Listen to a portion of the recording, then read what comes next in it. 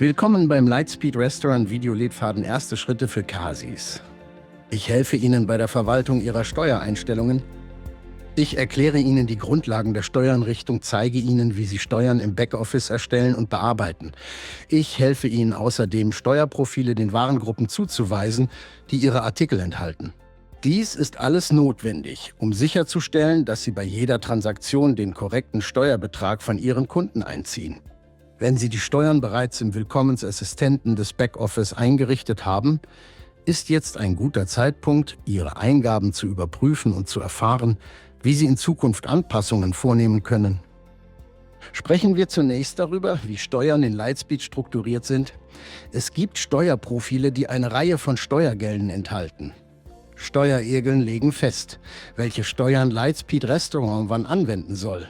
Hier sind Steuern die einzelnen Steuerprozentsätze, die bei Ihnen vorgeschrieben sind. Zum Beispiel eine 10% IG Umsatzsteuer oder eine 5% IG Steuer auf alkoholische Getränke.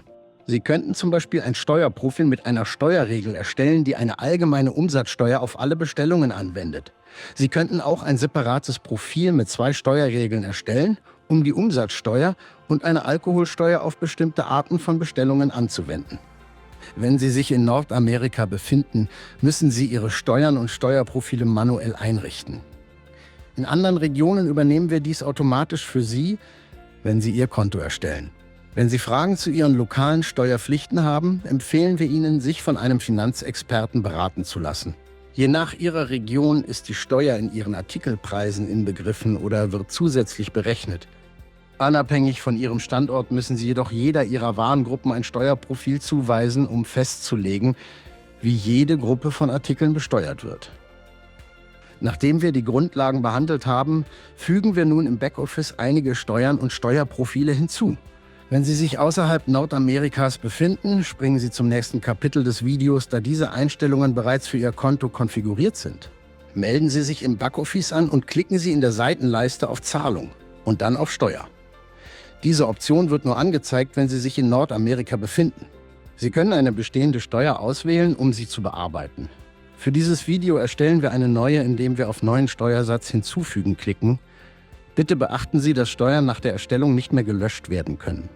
Die erforderlichen Steuerfelder sind Code, ein einzigartiges Kennzeichen, das die Steuer identifiziert, Beschreibung oder wie die Steuer auf Quittungen und in Berichten genannt wird, und Satz, der Steuerprozentsatz. Buchhaltungsreferenz und Kategorie treffen nur unter bestimmten Umständen zu. Mehr über diese Einstellungen erfahren Sie in unserem Hilfezentrum. Klicken Sie auf Weiter, um fortzufahren. Überprüfen Sie Details und klicken Sie auf Neuen Steuersatz speichern, um zu bestätigen. Um weitere Steuern hinzuzufügen, wiederholen Sie diese Schritte einfach für jede neue Steuer. Jetzt fügen wir ein Steuerprofil hinzu. Sie benötigen ein separates Steuerprofil für jede Steuer oder Kombination von Steuern, die Sie erheben. Für unser Beispiel erzeugen wir ein Steuerprofil, das für alkoholische Getränke gelten könnte, für die sowohl eine allgemeine Umsatzsteuer als auch eine Alkoholsteuer gilt. Gehen Sie unter Zahlung zu Steuerprofile. Klicken Sie dann auf Neues Steuerprofil. Wir nennen es alkoholische Getränke und fügen in der Beschreibung Umsatzsteuer plus Alkoholsteuer ein. Wählen Sie dann eine Steuer aus, um die erste Steuerregel des Profils einzurichten. Wir starten mit der allgemeinen Umsatzsteuer, die wir im vorherigen Schritt erstellt haben. Als nächstes wählen wir aus dem Dropdown-Menü ein Bestellprofil aus, um die Arten von Bestellungen festzulegen, für die diese Steuern gelten. Für ein Steuerprofil, das eine allgemeine Steuer auf alle Verkäufe anwenden könnte, würden wir alle für das Bestellprofil auswählen. Da wir jedoch ein Steuerprofil für alkoholische Getränke erstellen, die in unserem Restaurant serviert werden, wählen wir im Lokal aus.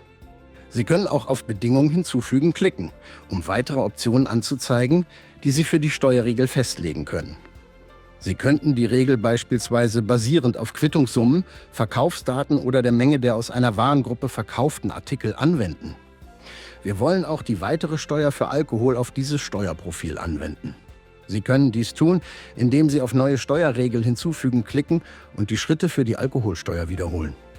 In diesem Beispiel muss das Steuerprofil beide Steuern anwenden. Daher aktivieren wir die Einstellung Nächste passende Regel anwenden für die erste Steuerregel. Ohne diese Einstellung würde das Profil nur die erste zutreffende Steuer anwenden und nicht auf weitere Steuern prüfen. Klicken Sie abschließend auf Speichern, um Ihre Änderungen zu Weisen wir nun Steuerprofile einer Warengruppe zu.